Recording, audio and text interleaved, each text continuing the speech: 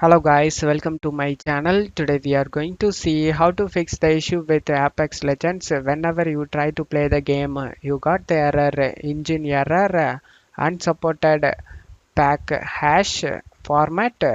Let's fix it guys. The first solution is to delete the game cache folder. To do this, you just need to open up File Explorer, go to this PC, local disk C, find users folder, double click on it. In here you just need to double click on the username folder. If you don't know your username, then you just need to select the start icon. Here is my username guys. After knowing that, you just need to double click on it.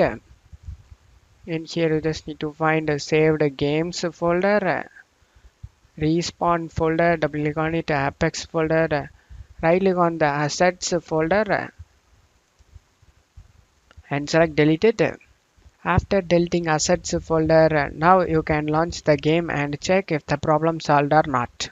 If not, let's move on to the same solution guys. You just need to go back to the same file path and go back to respawn and right click on the respawn over here. Just right click on the respawn and select delete it. After that, you just need to close stuff here and for Steam users, open up Steam, right click on the game and select properties. Select installed files and select verify integrity of game files. And for EA app users, you just need to open the EA app.